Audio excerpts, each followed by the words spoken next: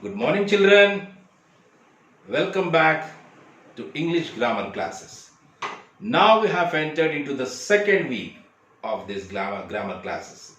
Okay. So on Saturday, I stopped at finite verbs. I have given a detailed explanation along with examples about the finite verbs. So on that day, I have given some brief introduction also about non-finite verbs. Now, today, let us discuss the finite verbs in detail. So, what is the definition of the finite verb? How these finite verbs will form, and what is the existence of these finite verbs in a sentence, and what is the role of them, how they function in a sentence. All these things we will discuss today in this class. Okay, so while discussing about finite verb, there itself I have shown you the variation between differentiation, the difference between finite verb and non-finite verb. A finite verb is a verb which changes its form according to the subjects, person, number and tense. But this is the actual definition of finite verb. I said finite verb is like this, but non-finite verb is exactly opposite to it. That means if a non-finite verb will not change, does not change its form. So let us see it in detail. Look at the board. Okay. See here. Today's discussion is about non-finite verbs. Non-finite verbs. I've already told you that non-finite verb is again categorized as various types, different types. What are those? Let us look here. Non-finite verb is again divided into so many types. Those are among them. Gerund is first one. First one is gerund. There is no exact sequence. ఒక వరుస క్రమం అంటూ ఏది లేదు. ఈ first gerund తర్వాత participle తర్వాత infinitive ఏది ముందైనా చెప్పుకోవచ్చు, ఏదైనా తర్వాత చెప్పుకోవచ్చు. There is no exact sequence. ఒక క్రమ పద్ధతి అంటూ ఏం లేదు. ఇది ఫస్ట్ పెట్టొచ్చు, ఇది సెకండ్ పెట్టొచ్చు, ఇది ఫస్ట్ పెట్టొచ్చు, ఇది లైక్ దట్. ఏదైనా ఫస్ట్ పెట్టుకోవచ్చు, ఏదైనా సెకండ్ పెట్టుకోవచ్చు. Not exactly one sequence. You need not to follow a sequence. So here, come back children. So gerund, the first one is gerund, and the second one is participles. What is the form of gerund? The form of gerund is V1 plus ing. So we will discuss it about it later in detail. Okay. The second one is participles. I have already told you. Present participle, that is V1 plus ing, V4. Past participle, V3. Perfect participle, having plus V3. Later on, we will discuss about each and every one. Detail. What is meant by past, present participle, what is meant by past participle, how it functions in the sentence. All this we will discuss. Okay. Just I am giving overall picture to you. And now the third one is infinitive. And infinitive is also two types. So in the previous table I have shown only one type, just because of lack of place and just to avoid confusions I have shown only one type. Now actually these are two types. Infinitives also are of two types. What are those? Two infinitive. 2 plus V1 is equal to V5. Another is plain infinitive. Two infinitive, plain infinitive. So while discussing about infinitives, we will discuss very detailedly along with examples. Now let us see the definition of a non-finite verb. Already we have some idea about the definition of non-finite verb. Even though let us look a detailed definition, a simple definition with own words, not a tough definition. Okay, a simple definition. Let us see here. Non-finite verb. A verb which does not show particular tense is called non-finite verb. A verb అయితే ఒక ఒక నిర్ధారిత ఒక నిర్దిష్ట ఒక tense ఒక నిర్దిష్ట tense ను తెలియచెయ్యదో అదే నాన్ ఫైనైట్ వర్బ్. ఇది ఒక డెఫినిషన్. అంటే టెన్స్ అంటే ఏంటి? కాలం, present tense, past tense, future tense, like that. So ఈ ఒక సెంటెన్స్ లో మనం నాన్ ఫైనైట్ వర్బ్ ఉన్నట్లయితే దాన్ని గమనించినట్లయితే ఆ సెంటెన్స్ ప్రెసెంట్ టెన్స్ లో ఉందా, పాస్ట్ టెన్స్ లో ఉందా, ఫ్యూచర్ టెన్స్ లో ఉందా అని మనం గుర్తుపట్టలేం. అంటే జనరల్ గా మనం ఏమన్నాం? Verb is the only word in a sentence which denotes tense of the sentence. ఒక సెంటెన్స్ లో వర్బ్ మాత్రమే సెంటెన్స్ యొక్క టెన్స్ ను తెలియచేస్తుంది. ఆ సెంటెన్స్ ఫ్యూచర్ టెన్స్ లో ఉందా, ప్రెసెంట్ టెన్స్ లో ఉందా, పాస్ట్ టెన్స్ లో ఉందా అని తెలియాలంటే వర్బ్ ని గమనించాలి అన్నాం. ఆ వర్బ్స్ ఏంటి? ఫైనైట్ వర్బ్స్ మాత్రమే, నాన్ ఫైనైట్ వర్బ్స్ కాదు. సో నాన్ ఫైనైట్ వర్బ్ ఉన్నట్లయితే సెంటెన్స్ లో దాన్ని గమనించినట్లయితే ఆ నాన్ ఫైనైట్ వర్బ్ ని ఆ సెంటెన్స్ ఏ టెన్స్ లో ఉందో మనకు అర్థం కాదు. ఎందుకంటే ప్రెసెంట్ టెన్స్ లో కూడా ఒకేలాగుంటుంది, పాస్ట్ టెన్స్ లో కూడా ఒకేలాగుంటుంది, ఫ్యూచర్ టెన్స్ లో కూడా అది ఒకేలాగా ఉంటుంది. దాని రూపాన్ని చేంజ్ చేసుకోదు. Understand? So here I have written so many examples. I will explain you along with examples in a very easy manner. Okay? So this is one definition, a simple definition. Let us come to another definition. This is what somewhat detailed. A verb which does not change its form according to the subject's person. Subjects person అంటే subject యొక్క person. Person అంటే ఏంటి? First person, second person, third person. అంటే subject first పర్సనా, third పర్సనా, second పర్సనా అనే దాన్ని బట్టి finite verb రూపాన్ని మార్చుకుంటుంది అని అక్కడ డిస్కస్ చేశాం. కానీ ఇక్కడ ఇది అలా రూపాన్ని మార్చుకోదు. So according to subjects person, number అంటే singular number, plural number, and tense. Tense అంటే this present tense, past tense is called non-finite verb. A verb which does not change its form according to subject's person, number, and tense is called non-finite verb. A verb అయితే subject యొక్క person ను బట్టి, subject యొక్క number ను బట్టి, ఇంకా tense ను బట్టి ఎటువంటి మార్పులకు లోను కాదో, తనను తాను ఏ విధంగా మార్చుకోకుండా అలాగే ఉంటుందో అటువంటి వర్బ్ ని మనం ఏమంటున్నాం? నాన్ ఫైనైట్ వర్బ్ అంటున్నాం. ఫైనైట్ వర్బ్ ఏం చేస్తుంది? సబ్జెక్ట్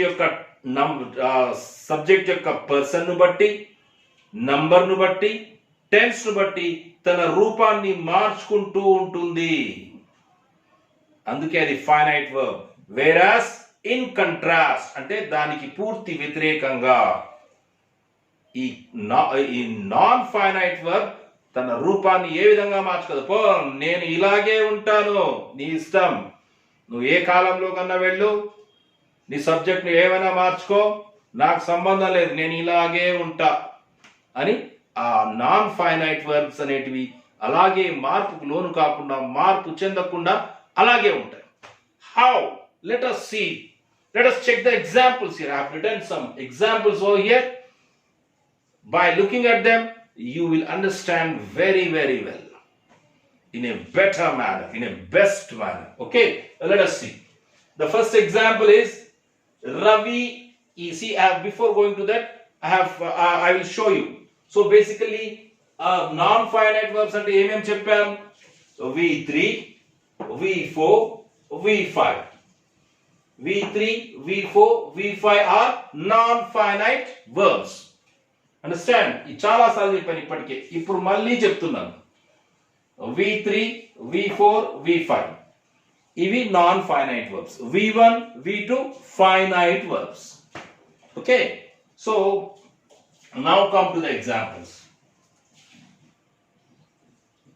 V4 కి ఎగ్జాంపుల్స్ కూడా చెప్పాను. V4 అంటే V1 plus ing, writing, rolling, eating, running, like that. So అందుకే మళ్ళీ చెప్తున్నాను. Okay, let's come to the examples. The first example is Ravi is writing a story now. Ravi ఇప్పుడు ఒక స్టోరీ రాస్తూ ఉన్నాడు. Writing continuous tense. This sentence is in continuous tense లో ఉంది, అంటే జరుగుతూ ఉంది పని ఇంకా. So this is present continuous tense. This sentence is in present tense and the work is going on. That is why it is present continuous tense. Tense వచ్చినప్పుడు మళ్ళీ మనం నీట్ గా, చక్కగా, డీటెయిల్డ్ గా డిస్కస్ చేసుకుందాం టెన్సెస్ లో. Okay, Ravi is writing a story now.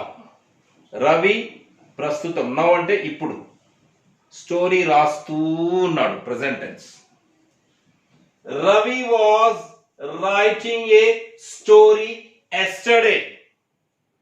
Ravi నిన్న story రాస్తూ ఉండెను. రవి నిన్న స్టోరీ రాస్తూ ఉండెను. ఇది ప్రెసెంట్ టెన్స్, ఇది past tense. Writing is the V4. ఈ రైటింగ్ అనే వర్డ్ నాన్ ఫైనైట్ వర్బ్ అవుతుంది. Present participle. This is the present participle. Present participle. V1 plus ing, V4. ఇది present participle, non-finite verb. Ravi is writing a story అని present tense లో కూడా అది writing అనే ఉంది. అలాగే past tense కి వచ్చాం. Ravi was writing a story yesterday. Ravi నిన్న స్టోరీ రాస్తూ ఉండేను అని పాస్ట్ టెన్స్ గురించి మాట్లాడారు. అయినా దాని రూపం అలాగే ఉంది.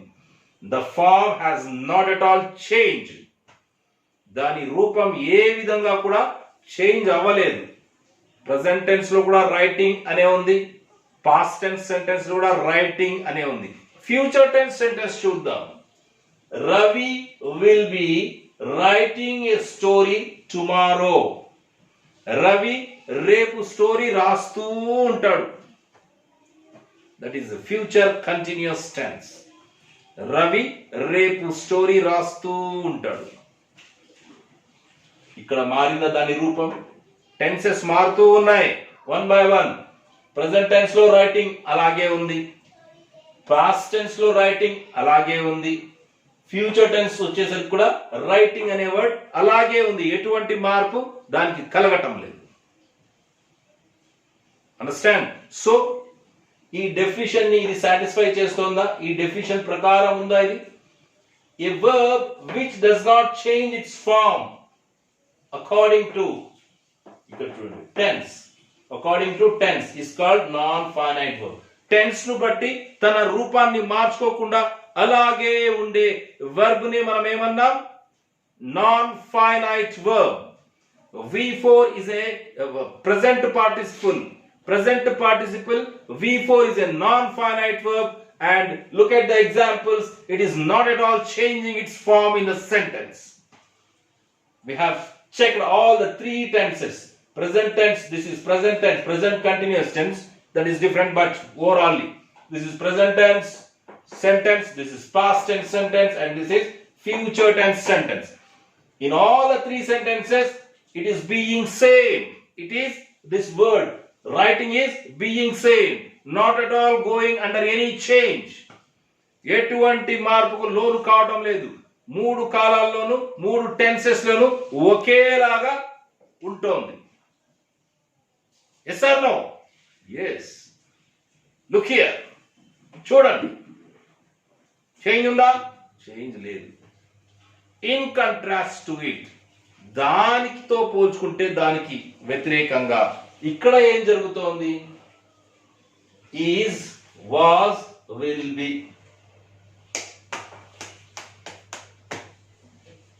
ఈజ్, వాజ్, విల్ బి అవేంటివో తెలుసా? Those are finite verbs. ఇవి బేసికలీ హెల్పింగ్ వర్బ్స్. నేను మీకు చెప్పాను, హెల్పింగ్ వర్బ్స్ టీచ్ చేసేటప్పుడే చెప్పాను ఏమని, all be forms, all do forms, all have forms, these are called as primary auxiliaries, primary helping numbers, helping verbs, primary auxiliaries, primary helping verbs. ఈ primary auxiliaries, ఈ primary helping verbs అన్ని కూడా finite verbs కిందికి వస్తాయి, మళ్ళీ modal verbs కాదు. Will, shell ఇవి modal verbs పక్కన పెట్టేయండి.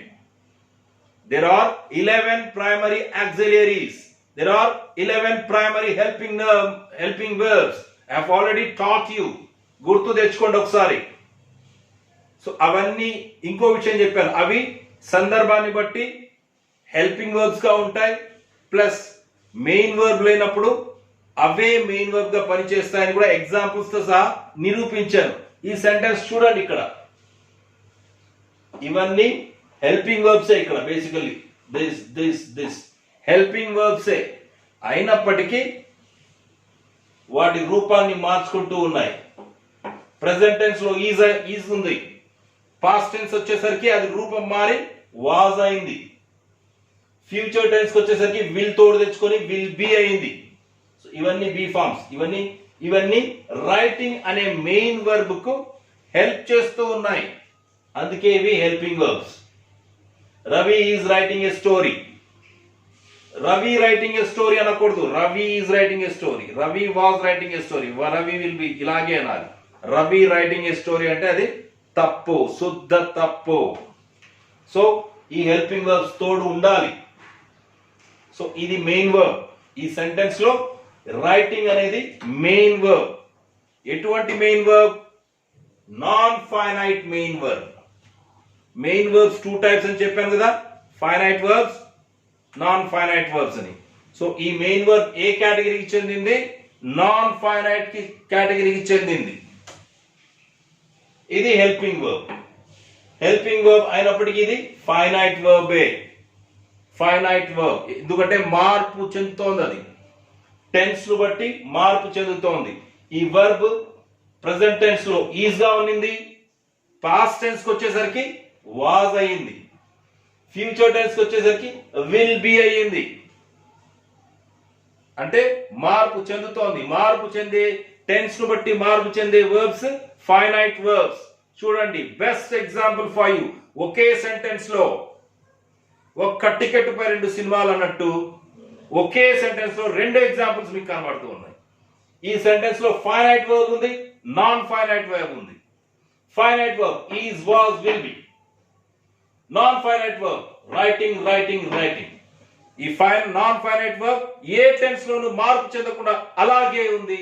వేరాస్ ఈ ఫైనైట్ వర్బ్ ఈజ్, ఈ బి ఫార్మ్స్ ప్రెసెంట్ టెన్స్ లో ఈజ్, పాస్ట్ టెన్స్ లో వచ్చేసరికి వాజ్ అయిపోయింది, ఫ్యూచర్ టెన్స్ లో వచ్చేసరికి విల్ బి అయిపోయింది. అక్కడ అవి హెల్పింగ్ వర్బ్స్ కూడాను. ఈ మెయిన్ వర్బ్స్ కి అవి హెల్ప్ చేస్తున్నాయి కాబట్టి సెంటెన్స్ ఫార్మేషన్ లో అవి హెల్పింగ్ వర్బ్స్ కూడాను. That's all in the sentences we have. మనకు అయిపోయిన టాపిక్స్ సంబంధించి ఏ వర్డ్స్ వచ్చినా వాటన్నింటినీ మనం అనలైజ్ చేసుకుంటూ వెళ్ళాలి. అప్పుడే గ్రామర్ ఒక చైన్ లాగా కంటిన్యూటీ మనకు ఉంటుంది. ఎక్కడికక్కడ నేర్చుకుని వాడిని అలాగే పక్కన పడేస్తే అంతవరకు అక్కడి వరకు అవి గుర్తుంటాయి. తర్వాత వాటి యూసేజ్ ఏంటి అనేది మనకు అర్థం కాదు. నేర్చుకున్నట్టు యూసేజ్ లోకి తీసుకురావాలి, వాడుకలోకి తీసుకురావాలి. We have to use those words, the previous topics of the previous topic. Here చూడు, మనం యూసేజ్ లోకి తీసుకొచ్చాం. Ravi is, was, will be, writing, writing, writing. Understood? Non finite verbs ఎలా మార్పు చెందకుండా ఉంటాయో అర్థమైందా? And at the same time finite verbs ఎలా మార్పు చెందుతాయో చూడండి. సో ఈ టెన్స్ మారినా ఇవి మారో అన్నదానికి ఎగ్జాంపుల్. ఓకే, మళ్ళీ పర్సన్ మారినా మారుతాయా లేదా అనేది మళ్ళీ చూస్తాం. మళ్ళీ ఇంకో ఎగ్జాంపుల్ తో ప్రూవ్ చేద్దాం. ఓకే, సో ఓన్లీ మనం టెన్స్ గురించి మాట్లాడుతూ ఉన్నాం. టెన్స్ చేంజ్ అయినా మారుతుంది లేదా. So let us come to, this is about V4 and let us come to V3. V3 form. Ravi has written a story. This written is a V3 form of the verb. And in this sentence, this is the main verb. ఇక్కడ has అనేది ఉంది. has అనేది helping verb. has అనేది have form కు చెందిన ఒక verb. helping verb. ఇంకోటి రవి అనేది singular subject, singular third person, అందుకే హ్యాస్ అని వచ్చింది, లేకపోతే హ్యావ్ అని ఉండేది. అది చూద్దాం. అన్ని one by one, step by step అన్ని ఇందులోనే చూపిస్తాను. ఒక్క టికెట్ పై 2 సినిమాలు అన్నట్టు. ఒకే ఎగ్జాంపుల్స్ లో అన్ని మార్చి మీకు అర్థమయ్యేట్టు చేస్తాను. Okay, so Ravi has written a story. ఇది present tense form, present perfect form అన్నమాట. యాక్చువల్లీ ప్రెసెంట్ పర్ఫెక్ట్ టెన్స్ ఇది. Ravi has written a story. Overall గా మనం జస్ట్ ప్రెసెంట్ టెన్స్ అనుకుందాం. Ravi had written a story, past perfect tense. Past perfect tense ఇది. Ravi had అయింది, return గానే ఉంది, ఇక్కడ రిటర్న్ గానే ఉంది. Ravi will have written a story, future perfect tense ఇది future perfect tense. So overall గా చూసినట్లయితే ఇది ప్రెసెంట్, ఇది పాస్ట్, ఇది ఫ్యూచర్. అన్నింటిలో రిటర్న్ లాగే ఉంది తప్ప ఏమైనా మార్పు చెందిందా? No. This word is a main verb, and under main verb this belongs to the category of non-finite verb. Non-finite verb will not change according to the tense. కాలాన్ని బట్టి నాన్ ఫైనైట్ వర్బ్ మార్పుకు లోను కాదు. దానికి example ఇదే. Ravi has written a story, present tense. Ravi had written a story, past tense. Ravi will have written a story, future tense. Ravi story రాసి ఉన్నాడు, ఇది. Ravi story రాసి ఉండెను, పాస్ట్ టెన్స్, ఇది. Ravi will have written a story అంటే రవి స్టోరీ రాసి ఉంటాడు. రవి రేపు ఈ టైం కల్లా రవి స్టోరీ రాసి ఉంటాడు అని చెప్పడం. రవి ఇప్పుడు స్టోరీ రాసి ఉన్నాడు, present perfect tense. Ravi story రాసి ఉండెను, పాస్ట్ పర్ఫెక్ట్ టెన్స్. రేపు ఈ టైం కల్లా రవి స్టోరీ రాసి ఉంటాడు, future perfect tense. Present, past, future. ఏ టెన్స్ లో అయినా దీని ఫామ్ మారిందా? మారలేదు, అలాగే ఉంది. అందుకే దాన్ని నాన్ ఫైనైట్ వర్బ్ అన్నాం. Here past participle V3 is also a non-finite verb. Oh, here again look at this. Has, had, will. These are finite verbs. అందుకే మార్పుకు లోనవుతున్నాయి. ప్రెసెంట్ టెన్స్ లో హ్యాస్ ఉంది, పాస్ట్ టెన్స్ కి వచ్చేసరికి హ్యాడ్ అయ్యింది. Future tense లోకి వచ్చేసరికి విల్ ను తోడు తెచ్చుకొని విల్ హ్యావ్ అయ్యింది. ఫ్యూచర్ టెన్స్ కు సంబంధించిన వర్బ్స్ అన్ని విల్లును షెల్లును తోడు తెచ్చుకుంటాయి. అర్థమైందా? ఖచ్చితంగా విల్ అంటేనే ఫ్యూచర్ టెన్స్ తెలియచేసేది అని అర్థం. ఓకే, విల్, మే, షల్ ఇవన్నీ ఫ్యూచర్ టెన్స్ తెలియచేస్తాయి. ఇక్కడ ఇంకోటి మీరు గమనించాల్సింది ఏంటంటే, యాక్చువల్ గా ఫస్ట్ పర్సన్ అయితే I have written a story, నేను స్టోరీ రాసి ఉన్నాను వస్తుంది. రవి అనేది థర్డ్ పర్సన్ సింగులర్, అందుకే హ్యాస్ వచ్చింది. అంటే ఈ సబ్జెక్ట్ యొక్క పర్సన్ ను బట్టి ఇది రూప్ మార్చుకునింది. ప్లస్ పాస్ట్ టెన్స్ లోకి రాగానే హ్యాడ్ అయిపోయింది, ఫ్యూచర్ టెన్స్ లోకి వెళ్ళగానే మళ్ళీ రూపం మార్చుకుని విల్ ను తోడు తెచ్చుకొని విల్ హ్యావ్ అయ్యింది. సో ఇది ఈ హెల్పింగ్ వర్బ్ ఫైనైట్ వర్బ్, ఈ main verb non finite verb. The helping verbs, the primary auxiliaries, the primary helping verbs are also called as finite verbs. అవి finite verbs గా కూడా పనిచేస్తాయి, ఎందుకంటే మార్పుకు లోన్ అవుతూ ఉంటాయి కాబట్టి. మళ్ళీ మోడల్ ఆక్సిలరీస్ ఉన్నాయి 13, అవి కావు. అండర్స్టాండ్, గుర్తుపెట్టుకోవాలి, very important point. Understand. Next, అందుకే హెల్పింగ్ వర్బ్స్ ని టూ పార్ట్స్ గా కేటగరైజ్ చేసింది. ఎందుకోసం 11 all primary auxiliaries and model auxiliaries అని రెండుగా ఎందుకు చేశారంటే ఇందుకోసమే. ఈ ప్రైమరీ ఆక్సిలరీస్ హెల్పింగ్ వర్బ్స్ గా పనిచేస్తాయి, సెంటెన్స్ లో మెయిన్ వర్బ్ లేనప్పుడు మెయిన్ వర్బ్స్ గా పనిచేస్తాయి, and all primary auxiliaries are also finite verbs గా కూడా ఉంటాయి. అంటే మార్పు చెందుతూ ఉంటాయి. ఎలాగైతే ఇలా ఇక్కడ మార్పు చెందారు. వేరాస్ మోడల్ ఆక్సిలరీస్ అలా కాదు. Understand? So that is about it. So and here in participles we already said that another participle is infinitive. Among infinitive, to infinitive is nothing but 2 plus 2 infinitive is nothing but 2 plus v1, that is equal to v5. Let us discuss about v5. To write, v5 కూడా ఒక to infinitive. v5 కూడా ఒక non finite verb.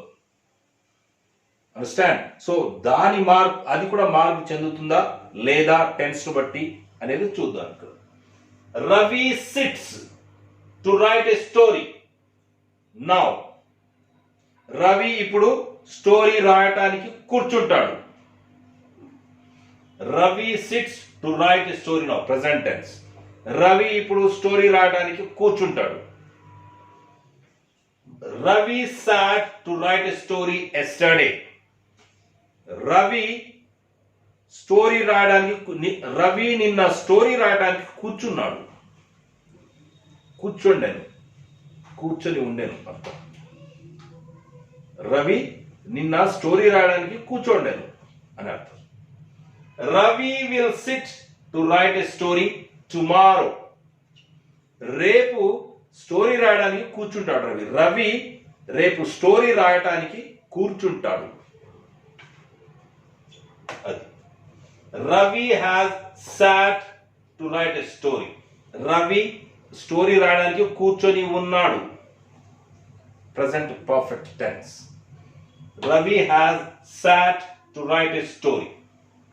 Ravi story రాయటానికి కూర్చొని ఉన్నాడు. Present perfect tense. So tense మారుతూ ఉన్నాయి, కానీ టు రైట్ v5 ఫామ్ మారుతోందా? ఏ టెన్స్ లో అయినా, ఏ టెన్స్ లో కూడా ఎటువంటి మార్పు లేకుండా అది అలాగే ఉంది. అండర్స్టూడ్?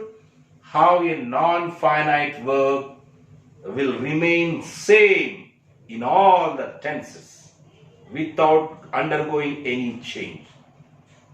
ఎటువంటి మార్పులకు లోను కాకుండా ఫైనైట్ వర్బ్ అనేది ఏ కాలంలో అయినా, ఏ టెన్స్ లో అయినా ఎలాగా అలాగే అదే రూపంతో ఉంటుంది అనేది చూసారా? అదే ఇక్కడ సిట్ కు రండి. Sit is a non finite verb. Sit is a non finite verb. ఇక్కడ sits present tense, sat past tense, రూపం మారిపోయింది. Will sit future tense, has sat perfect tense. So tense కు దాంట్లో మార్పు వస్తుంది, ఇంకొకరిని తోడు తెచ్చుకుంటోంది. ఫ్యూచర్ టెన్స్ లో విల్లును తోడు తెచ్చుకునింది. పర్ఫెక్ట్ టెన్స్ లోకి వచ్చేసరికి మారి హ్యాస్ ను తోడు తెచ్చుకునింది. చూడండి ఎన్ని మార్పులకు గురవుతుందో పర్ఫెక్ట్ ఈ ఫైనైట్ వర్బ్ అనేది. ఒకే సెంటెన్స్ లో రెండు ఉన్నాయి మీకు. ఫైనైట్ వర్బ్ ఉంది, నాన్ ఫైనైట్ వర్బ్ కూడా ఉంది. Understand? That is about it. So we have discussed, we have taken the subject as singular one. Ravi anedi third person singular subject. Understand? Third person singular subject. Third person singular subject ఉంటే వీటి మార్పులు ఎలా ఉన్నాయని చూసాం. And ఇది ఏం మాత్రం మారలేదు. ఇక్కడ మొత్తం మార్చి చూస్తాం. మళ్ళీ ఇక్కడ ఫస్ట్ పర్సన్ పెడతాను. రవి రవి రవి తీసి ఐ ఐ ఐ అని ఫస్ట్ పర్సన్ రాస్తాను. Ravi is the third person. ఇప్పుడు ఐ పెడతాను. చూద్దాం ఎటువంటి వీటిలలో ఏమైనా మార్పు వస్తుందా, వీటిలలో ఏమైనా మార్పు వస్తుందా అనేది చూద్దాం. ఓకే, మీ ముందే రాస్తాను. So I'm rubbing this Ravi.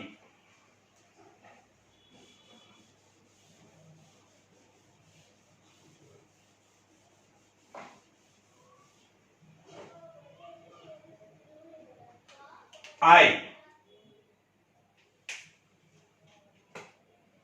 I I I I I I I I I is the Ravi third person. Subject place లో థర్డ్ పర్సన్ సింగులర్ ఉన్నట్లయితే ఎలా ఉంది సెంటెన్స్, వీటిలో ఏమైనా మార్పు వచ్చిందా అనేది చూసాం. ఇవి ఈ హెల్పింగ్ వర్బ్స్ లేదా వర్బ్స్ ఎలా ఉన్నాయి అనేది చూసాం. ఇప్పుడు సబ్జెక్ట్ ను మార్చేస్తున్నాం. ఫస్ట్ పర్సన్ సింగులర్ లోకి వచ్చాం. సబ్జెక్ట్ ఈ సెంటెన్స్ లో ఏమేమి మార్పులు చోటు చేసుకుంటాయో చూద్దాం. What changes will అక్కర్ in the sentence? Let us look. ఈ నాన్ ఫైనైట్ వర్బ్ ఏమైనా మారుతుందా, ఈ ఫైనైట్ వర్బ్స్ ఏమైనా మారుతాయా చూద్దాం. ఇక్కడ ఏమైనా మారినట్లయితే అవి నాన్ ఫైనైట్ వర్బ్స్, ఏం మారకపోతే అవి finite verbs. I is writing a story. కరెక్టా? I is writing a story అంటారా? వింటానికే ఎబ్బెట్టుగా ఉంది కదా I is writing a story అనేది. సో ఏమని రావాలి? ఐ ఈజ్ రైటింగ్ ఏ స్టోరీకు బదులుగా ఏమని రావాలి? I am writing a story. Am అనేది helping verb, be form helping verb. So singular third person Ravi ఉన్నప్పుడు రవి ఈజ్ అని వచ్చింది. అదే సింగులర్ ఫస్ట్ పర్సన్ కి వచ్చేసరికి వర్బ్ ఎలా ఈజ్, బి ఫార్మ్ వర్బ్ ఎలా మారిపోయింది? ఈజ్ కాస్త am అయిపోయింది. I am writing a story. చూడు మార్పు గురైంది.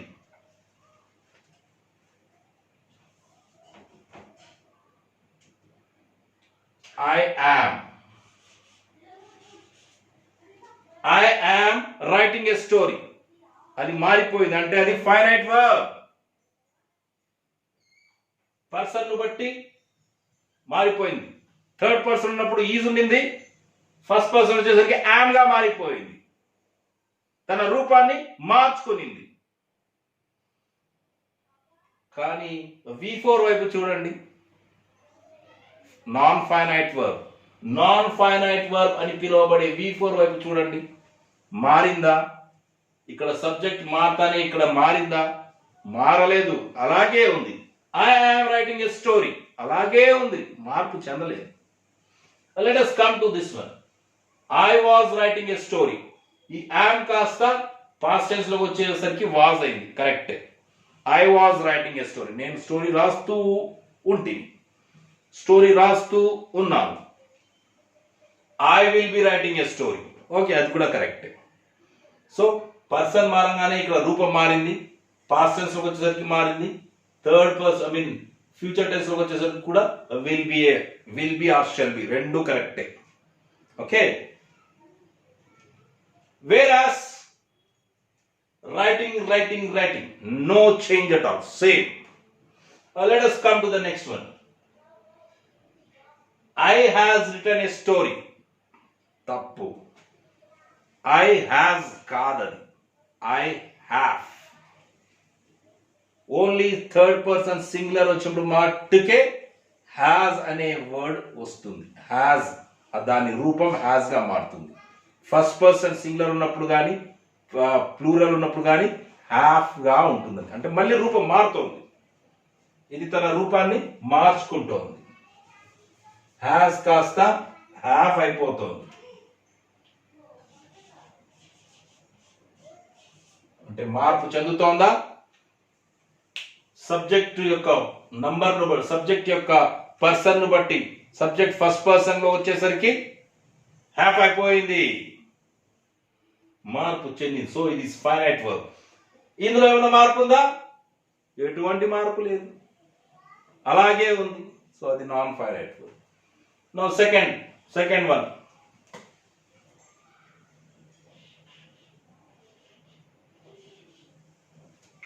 ఇది same. I had written a story, past tense. Have కాస్త పాస్ట్ టెన్స్ వచ్చేసరికి హ్యాడ్ గా మారిపోయింది. I will have written a story, same. Okay, I will have written a story. Future tense లోకి వచ్చేసరికి హ్యావ్ కాస్త విల్ హ్యావ్ గా మారింది, will ను తోడు తెచ్చుకునింది. Next come to this one. I sits to write a story. I sits కాదు, I sit. S పోతుంది ఇక్కడ, మార్పు. ఫస్ట్ పర్సన్ కదా కాబట్టి ఎస్ యాడ్ అవ్వకూడదు. ఓన్లీ థర్డ్ పర్సన్ సింగులర్ వచ్చినప్పుడు మట్టుకే ఆ వర్బ్స్ కి ఎస్ గాని ఈఎస్ గాని యాడ్ అవుతాయని చెప్పాను ఆల్రెడీ మీకు. ఫస్ట్ మిగతా పర్సన్స్ కి యాడ్ అవ్వవు. Understand? I SIT to write a story, to right అలాగే ఉంది. ఐ సాట్, సిట్ కాస్త సాట్ అయింది. ఓకే, టు రైట్ పట్టుకు అలాగే ఉండిపోయింది. I will sit to write a story, sat కాస్త ఫ్యూచర్ టెన్స్ లోకి వెళ్ళేసరికి విల్ సిట్ అయింది. మళ్ళీ టు రైట్ మార్పు ఉందా? మార్పు లేదు. ఇది కూడా పర్ఫెక్ట్ టెన్స్ కి వచ్చేసరికి I have sit to write a story, తప్పు. ఐ హ్యావ్ సిట్ అనకూడదు. I have sat, sorry, I have sat. I have sat. ఈ హ్యాస్ మళ్ళీ ఎలా మారిపోయింది? హ్యావ్ గా మారిపోయింది.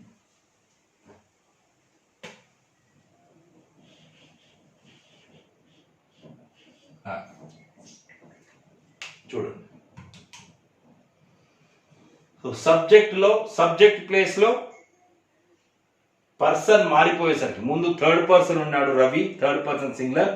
ఆ థర్డ్ పర్సన్ సింగులర్ ను మనం పక్కన పెట్టేసి ఫస్ట్ పర్సన్ సింగులర్ తీసుకొచ్చాం.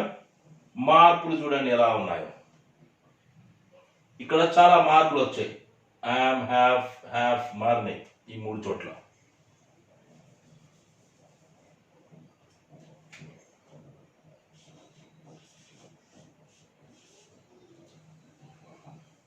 కానీ ఈ మెయిన్ వర్బ్, ఈ నాన్ ఫైనైట్ వర్బ్స్ లో ఎటువంటి మార్పులు అయినా వచ్చాయా? ఎక్కడ ఎటువంటి మార్పులు లేవు, అవి అలాగే ఉన్నాయి, స్టాండర్డ్ గా ఉన్నాయి.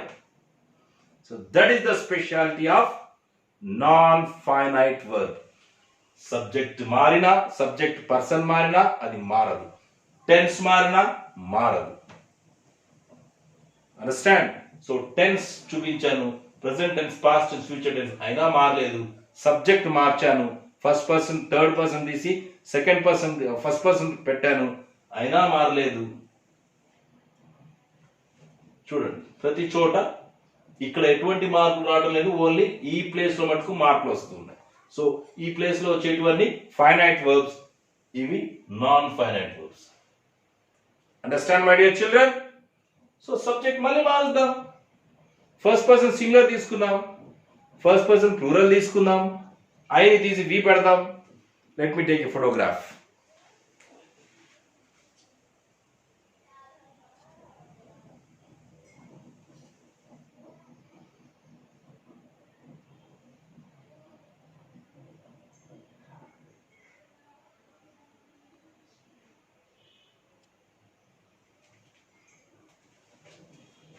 Okay, see here. We I పెడదాం, వి పెడదాం, ఐ తీసి ఇంకా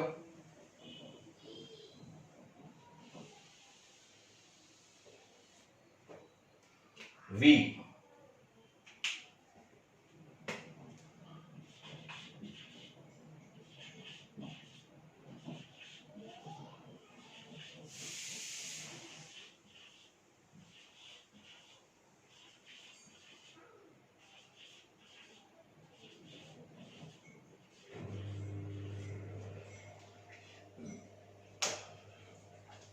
We am writing a story. We am writing a story. వినటానికి కరెక్ట్ అనిపిస్తోందా? టెల్ మీ, వినటానికి కరెక్ట్ అనిపిస్తోందా? We am writing story అనేది? నో, వినటానికే బెట్టుగా ఉంది we am writing a story అనేది. సో అక్కడ ఉన్న ఆ వర్బ్ మార్పుకు లోన్ అవుతోంది. పర్సన్ ఫస్ట్ పర్సన్ ప్లూరల్ వచ్చేసరికి మళ్ళీ నేను మారుతాను అంటోంది. ఆ యామ్ కాస్త ఎలా మారుతోంది చూడండి, ఆర్ గా మారుతోంది. Are. We are writing a story now. We are writing a story now. We అనేది first person plural. So first person plural వచ్చేసరికి యామ్ కాస్త ఆర్ గా మారిపోయింది. రవి థర్డ్ పర్సన్ సింగులర్ ఉన్నప్పుడు ఈజ్ గా ఉన్నింది. ఫస్ట్ పర్సన్ ఐ సింగులర్ వచ్చేసరికి am గా మారింది. ఇప్పుడు ఫస్ట్ పర్సన్ ప్లూరల్ వి వచ్చేసరికి ఏమైంది, ఆర్ అయిపోయింది. So this is a non finite verb, finite verb. కానీ రైటింగ్ ఏమైనా మారిందా, ఈ వర్డ్ ఏమైనా మారిందా? మారలేదు, అలాగే ఉంది. ఇక్కడ రండి, వి వాజ్ రైటింగ్ ఏ స్టోరీ కరెక్టా? నో, మళ్ళీ రూపం మార్చుకుంటోంది. ఇక్కడ వర్బ్ మళ్ళీ రూపాన్ని మార్చుకుంటోంది. వి వర్. ఆ సెంటెన్స్ చదువుతూ ఉన్నప్పుడే మనకు తెలిసిపోతుంది, ఆ పలుకును బట్టి ఇదేదో తేడా ఉందే, ఇది తప్పే అన్నట్టు. We was writing a story కాదు, we are writing a story. ఇక్కడ ఇది మార్పుకు గురవుతోంది, కానీ ఇది మార్పుకు గురి అవ్వలేదు. So this is finite verb, this is non finite verb. ఒక్క సెంటెన్స్ తోనే మీకు పర్ఫెక్ట్ డిఫరెన్స్ చూపిస్తున్నాను చూడండి. ఫైనైట్ వర్బ్స్ ఎలా మారుతాయి, నాన్ ఫైనైట్ వర్బ్స్ మార్పు చెందకుండా ఎలాగా ఉంటాయండి. సో ఇక్కడ ఇది a verb which does not change its form according to subject's person and number. Subject person ను మార్చాం, థర్డ్ పర్సన్ నుంచి ఫస్ట్ పర్సన్ లోకి వచ్చాం, మారలేదు. ఇది ఫస్ట్ పర్సన్ లో మళ్ళీ ప్లూరల్ కు తీసుకొచ్చాం. నంబర్ అంటే ఏంటి, సింగులరా ప్లూరలా? ఫస్ట్ పర్సన్ ని ప్లూరల్ లోకి మార్చాం, వి అని. అప్పుడు ఇక్కడ మార్పులు వచ్చాయి, కానీ ఇక్కడైతే ఎటువంటి మార్పులు రాలేదు. వచ్చాయా? రాలేదు. అర్థమవుతోందా? So that is the thing. So subject లో ఉన్న పర్సన్ మారినా, ఆ పర్సన్ యొక్క నంబర్ మారినా, ఆ సెంటెన్స్ యొక్క టెన్స్ మారినా, ఏది మారినా ఎటువంటి మార్పులకు లోను కాకుండా ఉండేదే నాన్ ఫైనైట్ వర్బ్. ఆ నాన్ ఫైనైట్ వర్బ్స్ ఏంటంటివి? V4, V3 and V5. Let us come down here. We were writing a story, okay. We will be writing a story, okay. We have written a story, correct. We had, correct. We will have, correct. We sit, we sat, we will sit. We have sat, correct. So ఇక్కడంతా మార్పులు చెందుతూ ఉన్నాయి tense ను బట్టి. ఇక్కడ ఏమైనా మార్పులు వస్తున్నాయా? రైటింగ్ గానే ఉంది, ఇక్కడంతా రిటర్న్ గానే ఉన్నాయి, ట్రూ రైట్ గానే అలాగే ఉంటున్నాయి. ఎటువంటి మార్పులు వాటిలో రావటం లేదు. This is the main verb in these sentences. ఆ మెయిన్ వర్బ్స్ లో ఏమైనా తేడాలు వస్తున్నాయా? ఎటువంటి తేడాలు రావటం లేదు. ఇక్కడైతే మార్పులు జరిగిపోతున్నాయి, ఈ ప్లేస్ లో మార్పులు జరిగిపోతున్నాయి. ఎటువంటి మార్పులు జరిగినా ఇక్కడ ఎటువంటి మార్పులు రావటం లేదు, అవి వాటిలాగా అలాగే ఉండిపోతున్నాయి. Such verbs are called as non-finite verbs. I hope that you understood better. బాగా అర్థమైంటుంది అనుకుంటున్నాను.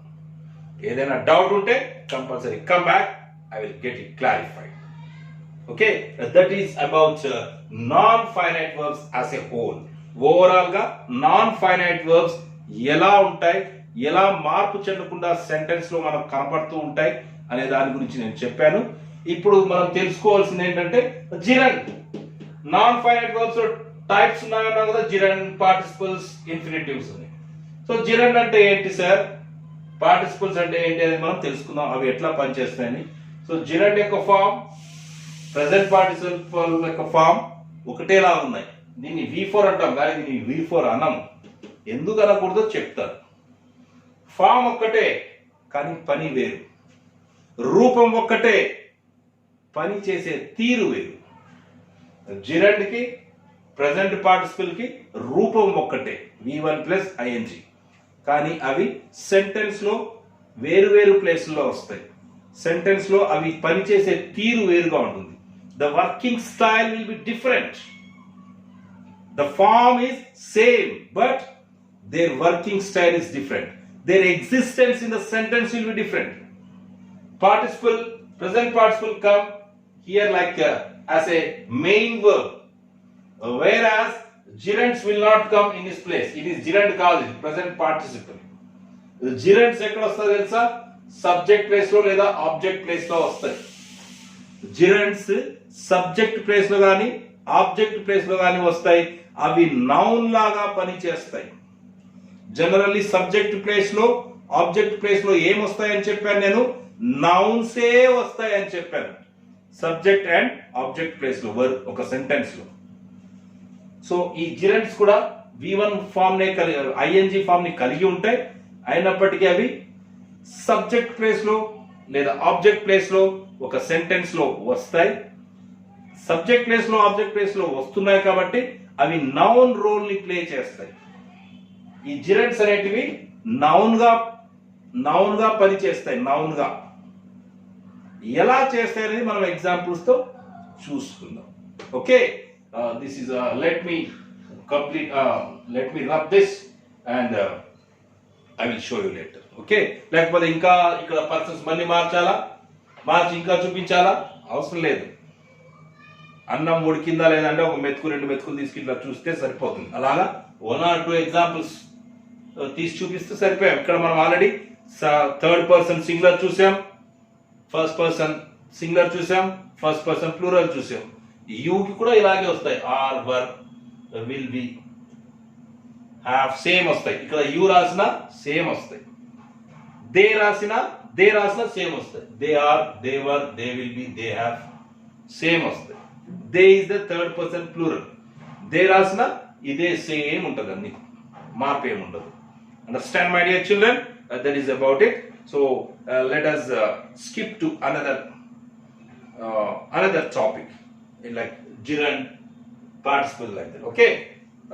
Until then, so let me clean this and let me get ready on the board another matter. Okay. Bye.